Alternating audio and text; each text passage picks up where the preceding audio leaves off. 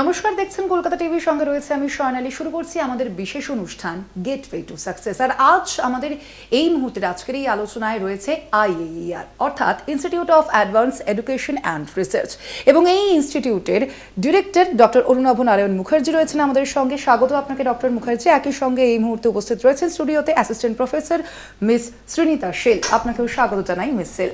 আচ্ছা, প্রথমেই আমি আসবো ডক্টর মুখার্জি আপনার কাছে। এই ইনস্টিটিউট আমরা জানি যে ইতিমধ্যে কিন্তু রাজ্যে এবং দেশে আমাদের বিভিন্ন ইনস্টিটিউট থাকে, তো সেক্ষেত্রে আপনাদের যে ইনস্টিটিউট অর্থাৎ IAER, এদের কি ইউনিকনেস রয়েছে জানবো আপনার কাছে।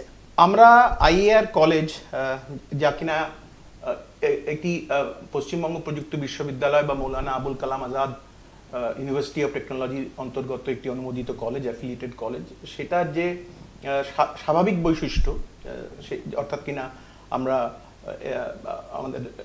আমরা একটি সরকারি বিশ্ববিদ্যালয়ের অনুমোদিত কলেজ, আমাদের ভারত সরকারের যে কারিগরি বিভাগের যে সর্বোচ্চ সংস্থা AICTE তার অনুমোদন আছে, UGCর নর্মস আমরা মনে করি, এটা আমাদের স্বাভাবিক বৈশিষ্ট্য। কিন্তু বিশেষ বৈশিষ্ট্যের কথা যদি বলা যায়, যে কারণে আমাদের ইউনিকনেসটাকে আইডেন্টিফিকেশন অফ আওয়ার ইউনিকনেস হিসেবে আমরা বলতে পারি, প্রথম কথা হচ্ছে আমাদের টিচিং লার্নিং প্রসেস। যেভাবে আমরা শিক্ষাদান করে থাকি প্রায়োগিক দিকের উপর যোগ দিয়ে, ফলিত দিকের উপর যোগ দিয়ে, সেটা যে বিষয়ই আমরা পড়াই না কেন সেটা আমরা মনে করতে পারি যে একবারে বিশ্বের যে সাম্প্রতিকতম শিক্ষাদান পদ্ধতি আমরা সেগুলোকে মেনে চলি।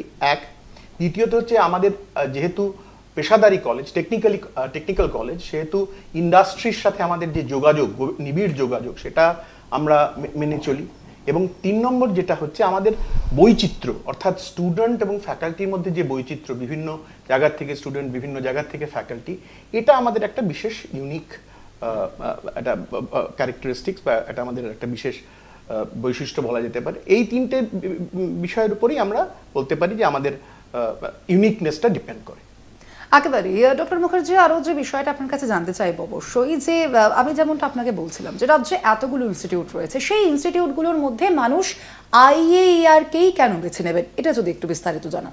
নিশ্চয়ই।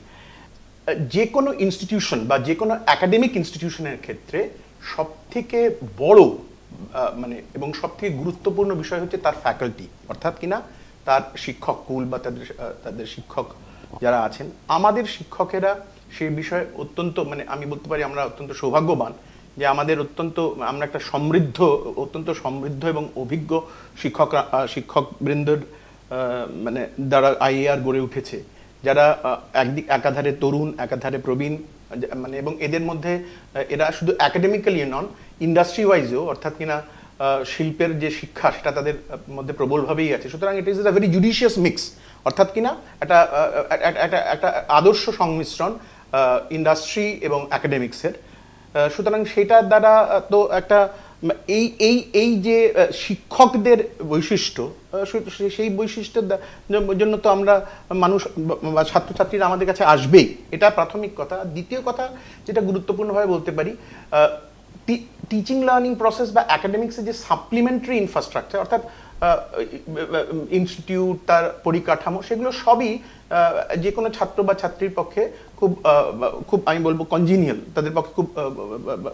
তাদের পক্ষে খুব ফেভারেবল। সুতরাং যেখানে একাডেমিক প্রসেস এবং ইনফ্রাস্ট্রাকচার দুটোই একজন ছাত্রছাত্রীকে কেটার করার পক্ষে উপযোগী বা তাদের যে চাহিদাগুলো সেগুলো পূরণে সক্ষম, সুতরাং সেই কারণেই আমাদের কাছে ছাত্রছাত্রীরা আসবেন, কারণ আমরা তাদের যে একটা একাডেমিক ইনস্টিটিউশন আইডিয়াল যে প্যারামিটারসগুলো সেগুলো ফুলফিল করি বলেই তারা আমাদের কাছে আসবেন।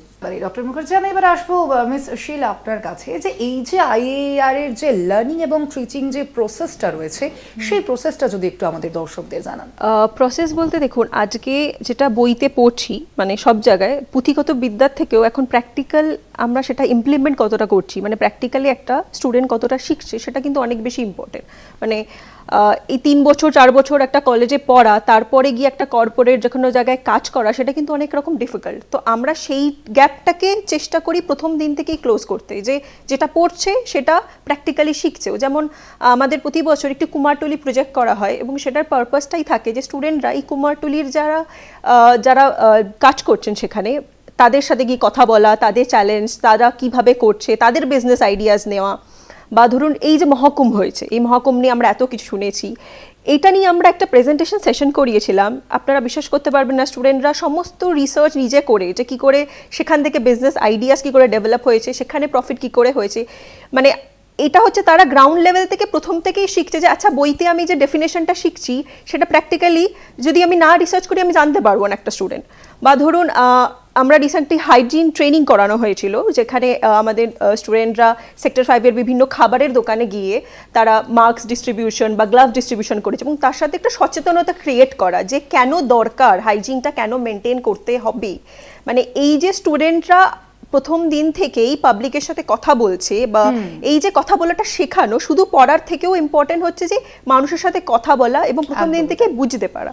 একেবারে ডক্টর মুখার্জি, আপনার কাছে আসবো। এই যে আমরা জানি যে এটা একটা অবশ্যই একাডেমিক প্রসেস, এই একাডেমিক প্রসেসের মধ্যে ছাত্রছাত্রীদের কিভাবে আপনারা অন্তর্ভুক্ত করেন?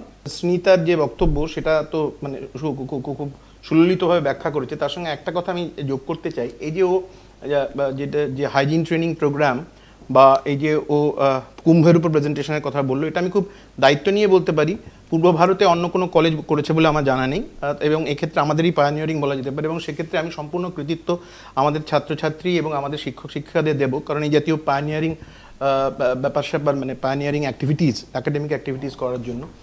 এই যে অন্তর্ভুক্তিকরণের দুটো জিনিস আমরা খুব পরিষ্কার করে দিই শুরুর সময়, যে দেখুন যে কোনো ছাত্রছাত্রী হচ্ছে একটা সম্ভাবনা, সম্পদের সঙ্গে তারা সম্ভাবনা।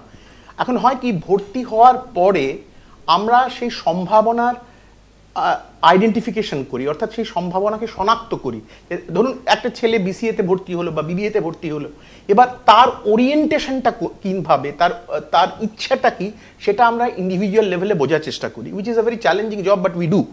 অর্থাৎ শুধুমাত্র গোষ্ঠীবদ্ধভাবে তাদের উন্নয়ন নয়, অর্থাৎ ব্যক্তিগত মানে যেটাকে আমরা বলি কেরিয়ার কাউন্সিলিং বা স্টুডেন্ট কাউন্সিলিং, সেটা আমরা খুব গুরুত্ব দিয়ে করে থাকি। এবং দ্বিতীয় কথা হচ্ছে যে we go back to the basics, মানে আমরা এটা পরিষ্কার বুঝিয়ে দিই যে মানে যেহেতু কোর্স ফি দিয়ে স্টুডেন্টরা এখানে ভর্তি হয়েছে বলেই তারা ডিগ্রিটা পাবে তা নয়, তাদের পড়াশোনাটা করতে হবে, মন দিয়ে পড়াশোনাটা করতে হবে, এবং তার সঙ্গে সঙ্গে আমরা সহজ সরলভাবে কঠিন জিনিসকে বোঝাই, যাতে যে কোনো স্তরের স্টুডেন্ট আমাদের শিক্ষাদান পদ্ধতির অঙ্গীভূত হতে পারে। সুতরাং আমরা এইভাবেই স্টুডেন্টদের আমাদের যে একাডেমিক প্রসেসের এক্সেলেন্স বা উৎকর্ষ তার অন্তর্ভুক্তিকরণ মানে তার মধ্যে অন্তর্ভুক্ত করি বা তার অন্তর্ভুক্তিকরণ সমাধা করি। একেবারে ডক্টর মুখার্জি, আমরা দেখি অনেক সময় কিন্তু বর্তমানের যুগে যে এই একজন একেবারে পেশাদারিত্বের ক্ষেত্রে সফল হওয়ার জন্য কিন্তু বিভিন্ন কিছু বাধা বা প্রতিবন্ধকতা আসে। এই যে বাধা প্রতিবন্ধকতাগুলো আসে আমরা দেখি আইএইআর কিভাবে এগুলোকে ট্যাকল করে এবং একই সঙ্গে কিভাবে পেশাগত ক্ষেত্রের জন্য যোগ্য করে তোলে ছাত্রছাত্রীদের, জানবো। বৃহত্তর প্রক্রিয়ার অংশ। সেক্ষেত্রে স্মিতা যেভাবে বললো যে আমাদের টিচিং লার্নিং প্রসেসটা মূলত আমরা ক্লাসরুমে মানুষকে মানে ছাত্রদের আবদ্ধ না রেখে ক্লাসরুমের বাইরে নিয়ে যাই, এবং তাদের আসল মানে যে বাস্তব জগৎ, সেটা ইন্ডাস্ট্রি হোক বা সামাজিক দায়বদ্ধতা হোক, সেটা তাদের বোঝানোর চেষ্টা করি। অর্থাৎ আমরা যেটা চেষ্টা করি সেটা হচ্ছে যে পড়াশোনাটা শুধুমাত্র তাত্ত্বিক নয়, তার একটা প্রায়োগিক এবং জীবনমুখী দিক আছে, সেটা শেখানো। সোশ্যাল অ্যান্ড ইমোশনাল লার্নিং, অর্থাৎ সামাজিক এবং আবেগিক শিক্ষা, সামাজিক সংবেদনশীলতার শিক্ষা। অর্থাৎ মানুষ তো এককভাবে কোনো কাজ করতে পারে না, তাদের মানুষকে সমষ্টিগত, সে চাকরি করুক ব্যবসায় করুক, তাকে সমষ্টিগতভাবে কাজটা করতে হয়। সুতরাং আমরা যেটা করি সেটা হচ্ছে আমরা খুব পড়াশোনার সঙ্গে সঙ্গে পড়াশোনা এবং পড়াশোনার ফলিত বা প্রয়োগের সঙ্গে সঙ্গে সংবেদনশীলতার শিক্ষা বা সামাজিক সংবেদনশীলতার শিক্ষার উপরে সবিশেষ জোর দিই, এবং তারা যাতে নিজের সেলফ অ্যাওয়ারনেস, নিজের সম্বন্ধে তাদের তারা জাগরুক হয়, সমাজ সম্বন্ধে জাগরুক হয়, একটা রেসপন্সিবল ডিসিশন মেকিং বা দায়িত্বশীল সিদ্ধান্ত গ্রহণ করতে পারে। এইরকম প্রক্রিয়া বা এইরকম সোশ্যাল ইমোশনাল লার্নিংয়ের উপর আমরা জোর দিয়ে তাদের এই পেশাদারিত্বের চ্যালেঞ্জটা নিতে সাহায্য করি। ডক্টর মুখার্জি, এক্ষেত্রে আপনাদের ঠিক কি কি চ্যালেঞ্জ ফেস করতে হয়? এখানে আমাদের একটা ইউনিক মিক্স অফ স্টুডেন্টস হয়, unique blend of student.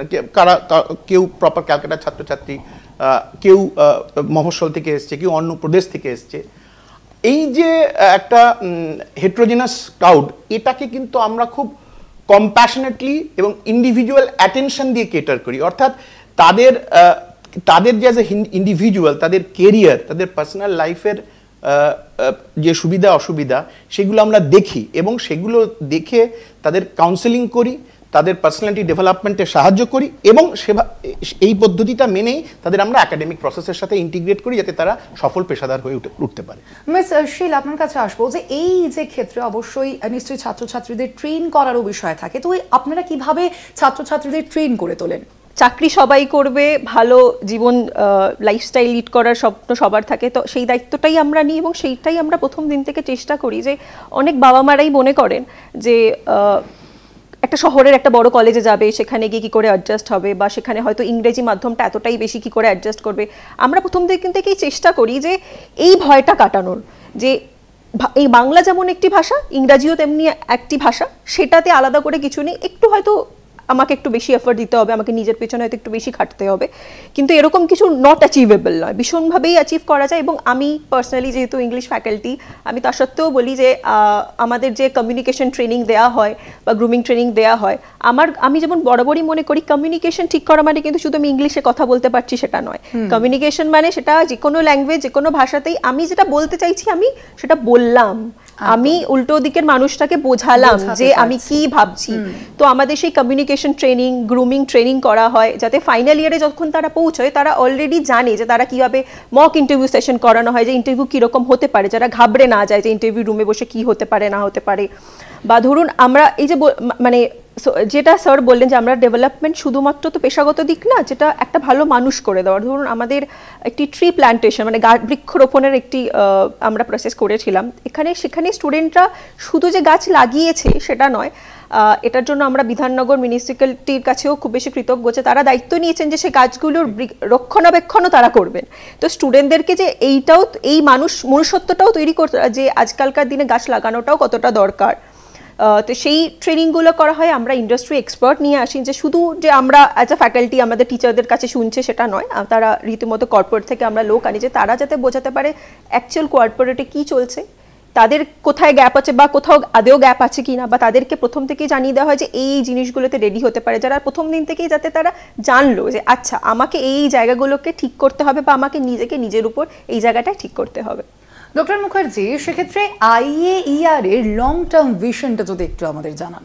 Smita যে পয়েন্টগুলো বললো সেগুলো অত্যন্ত মানে সেটা সূত্র ধরেই বলছি, খুব প্রাসঙ্গিক বলেছে। আমাদের কলেজে, আমি জানি না অন্য কলেজের ক্ষেত্রে এটা কিভাবে, আমি কোনো তুলনার মধ্যে না গিয়ে বলতে পারি, আমাদের কলেজে একটি ডিক্লেয়ার্ড ইভেন্ট পলিসি স্টেটমেন্ট আছে। ইভেন্ট পলিসি স্টেটমেন্ট মানে হচ্ছে আপনি কম্পিউটার সায়েন্স পড়ুন, ম্যানেজমেন্ট পড়ুন, মেডিকেল ল্যাব টেকনোলজি পড়ুন বা কম্পিউটার অ্যাপ্লিকেশন পড়ুন, কোনো কিছু এসে যায় না, কিন্তু তাত্ত্বিক পড়াশোনার সাথে সাথে যে বিষয়ে আপনি পড়াশোনা করছেন সে বিষয়ের অ্যাপ্লিকেশন ওরিয়েন্টেশন আপনি কিভাবে করবেন সে সম্বন্ধে আমাদের একটি ঘোষিত নীতি আছে, এবং সেই ঘোষিত নীতি সাপ্তাহিক, মাসিক, ত্রৈমাসিক, ষান্মাসিকভাবে পালিত হয় এবং তার রিপোর্ট তৈরি করা হয়।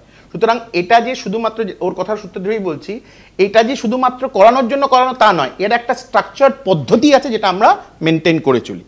শুধুমাত্র ভালো কম্পিউটার সায়েন্সের প্রফেশনাল বা শুধুমাত্র ভালো ম্যানেজমেন্টের প্রফেশনাল বা শুধুমাত্র ভালো মেডিকেল ল্যাব টেকনোলজির প্রফেশনাল তৈরি করাটা নিশ্চয়ই উদ্দেশ্য, কিন্তু তার সাথে সাথে ভালো মানুষ, সোশ্যালি কমিটেড, সামাজিক এবং রাষ্ট্রীয় নির্মাণের পক্ষে উপযুক্ত পেশাদার এবং কমিটেড এবং প্যাট্রিয়টিক হিউম্যান বিং, যার স্বদেশ প্রেম আছে, এই জাতীয় মানুষ তৈরি করার উপর আমরা জোর দেব এবং জোর দিয়ে আসছি। একেবারেই তাই। সেক্ষেত্রে ডক্টর মুখার্জি আরো সংক্ষিপ্তভাবে আরো একটা বিষয় জানতে চাইবো, যে একেবারে যে আউটকাম বেসড যে এডুকেশন, সেই আউটকাম বেসড এডুকেশনকে কিভাবে IAER দেখে? আউটকাম বেসড এডুকেশন ব্যাপারটা একটু মেকানিক্যাল, যদিও এটাই অর্ডার অফ দ্য ডে।